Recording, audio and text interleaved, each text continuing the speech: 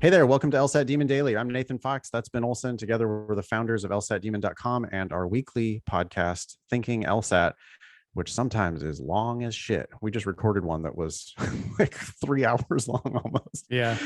So they're much longer than these episodes. If you like hanging out with your podcasters, that's the place to go. Anyway, this email from Christian says, "Good morning, Ben and Nathan. I sat for the September LSAT and scored significantly lower than my average score on my practice tests, usually in the low 160s. I know that you guys talk about first take jitters / anomalies, etc. I knew I wasn't ready yet. Anyway, I was wondering if I should cancel my score. I received a 153 and I am certain that I will not see that number 5 in the future unless it is sitting to the right of a 6 or 7. You understand what Christian's doing there. Christian's saying, I might get a 165 or I might get a 175, but I'm never going to get a 150 anything ever again. Certain, Christian is in italics. Okay. Is it unwise to cancel the score as I will demonstrate improvement? I found your 2019 show notes and you guys advised that it is only acceptable to cancel scores if you are certain that it is not better than your current scores on record. All the best, Christian, who is an LSAT Demon student and a fan of the show. I like how confident Christian is that he's going to score in the 160s or 170s. Well, he should. It's either you're going to do it, Christian, or you're not going to go to law school because it doesn't make sense, right? If he's been scoring already higher than this and then applying to law school with a 153. Yeah. I told him, short answer, I don't care whether you cancel or not. I don't think it matters. Christian's gonna take it again. Christian's gonna score higher. Who cares whether he has a 153 on record or a cancel on record? I feel like they're the same. I feel like they're the same too, although I actually oddly, why would I want to preserve it? Like I almost want to preserve the 153 because then I can cancel in the future for some. Yeah, that's the reason why. Notice that Christian says, I was wondering, he says, is it unwise to cancel the score as I will demonstrate improvement? So he's thinking, well, if I leave the 153 and then I get a 167, then I'll show them that I improved.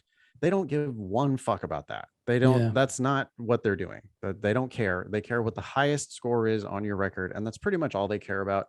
But I think to Ben's point, and I think this is the reason not to cancel, is that if you cancel this one and then you have an actual emergency on a future test, which could happen, right? Yep. You could shit your pants. Well, or whatever, your internet goes out. A million other things can happen. Now you can cancel without having 2 cancellations on record, which is like, what's going on? I think if they start to see multiple cancels, they're going to feel a little strange about that. Like it feels like you're trying to game it, or you're the type of person who has lots of cancels. Like you're just, you have a lot of problems and emergencies and whatever. I think it starts to seem kind of weird. So I think it doesn't matter because you're going to score higher and that's all that's going to matter. Yeah. And even if you do have 2 cancels, that's not the biggest thing to worry about. That's not a deal breaker. We're just speculating on that anyway. I don't think that we know what we're talking about that much on multiple cancels really look weird or whatever. But human nature, I think, would sort of indicate that if you see a lot of cancels, you're going to go, huh? But whether you cancel or not, it doesn't matter because your new high score is all that's going to matter. If I'm leaning one way or the other, it's don't cancel now because you might have an actual emergency in the future, which you could use your cancel on without putting multiple cancels on your record. Yeah. And the only reason that Christian is in this position is because he must have paid for that option to cancel. Score preview, right? Well, what a joke. Yeah, score preview sucks. Score preview is worth it only for the people who it's going to provide you with a bit of comfort. I mean, it shouldn't provide you with comfort. Yeah. because a cancel and a terrible score are the same thing. Yeah. It's just not the score that's going to get you in. It's not the score that's going to get you a scholarship. So you're going to have to take it again, whether you cancel. A cancel is like a 0. Yeah. A 153 is a 153. Yeah. I don't think anybody should apply to law school with a 153. Mm-hmm.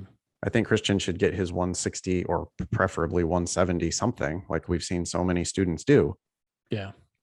But the cancel and a bad score is essentially the same thing. So it ultimately, I just don't think it matters. Yeah. And I think you probably shouldn't. Let's presume that most people should not sign up for score preview, because it's just like all you're doing is paying for the right to see your score and then cancel, which we're probably always going to say it doesn't matter. Just don't. Yeah. Right. Like the cancel should be for an emergency. And if you had an emergency, then you know that you can cancel. You don't need to see your score to know that you had an emergency. Yeah. Right. In the shitting your pants scenario, you can just cancel. Yep. You don't need to see your score, then cancel. You had an emergency, you cancel. Yeah. Anyway, email daily@lsatdemon.com if you'd like to ask us a question or share some LSAT or law school admissions news. Thanks for listening.